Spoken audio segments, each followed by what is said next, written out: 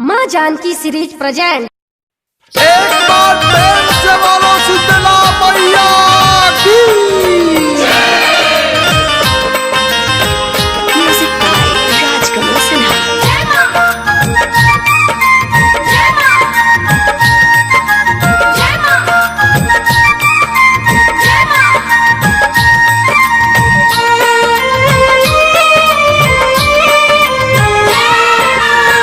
कहवा से आविली हो सारा सती मैया, कहवा से लक्ष्मी, अरे कहवा से लक्ष्मी नु हो ये धनिया,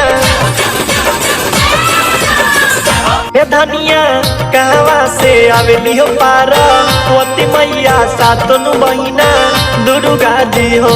ये धनिया कहवा से आविली हो पार्वती मैया, सातों बहिना दुर्गा जी हो।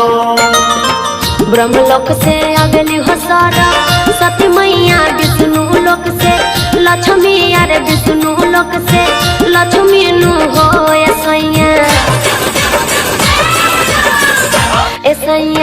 शिवलोक से अगली हो पार्वती मैया, सातों बहिना दुर्गा जी हो ऐसैया।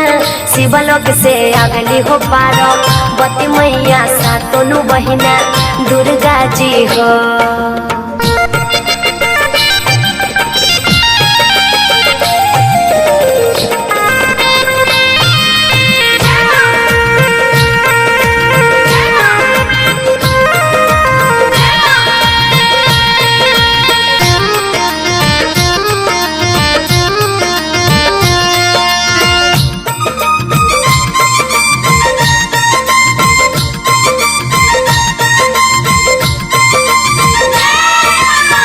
कहवा बैठाई बुआ सारा सती मैया, कहवा में लक्ष्मी, अरे कहवा में लक्ष्मी नु हो ये धनिया, ये धनिया कहवा बैठाई बुआ पार्वती मैया, सातों बहिना दुर्गा जी हो।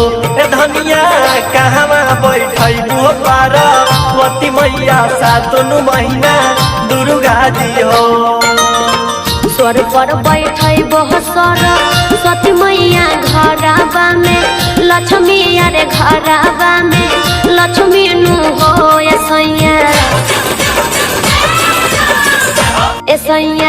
कलशा बैठे बहु पार्वती मैया, सातों बहिना दुर्गा जी हो ऐसैया।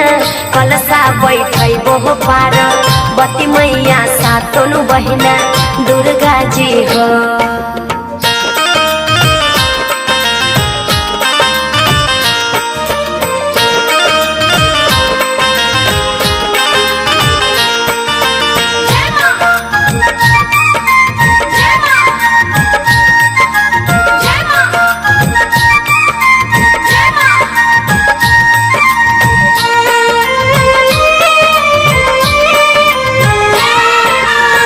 के गई है माई के गीतिया, के भूखी है नव दिन नावा, रात नव दिन नावा, रात नु हो ये धनिया,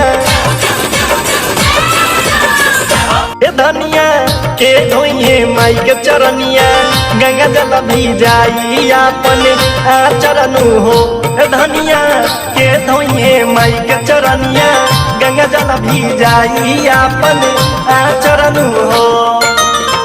सिटू गई है माई के गीतिया, भूखी है पुजारी नव, रातर पुजारी नव, रातर नु हो ऐसैया। अंतरा धोई है माई के चरनिया, गंगा जल भी जाई अपन आचर नु हो ऐसैया। अंतरा धोई है माई के चरनिया, गंगा जल भी जाई अपन आचर नु हो।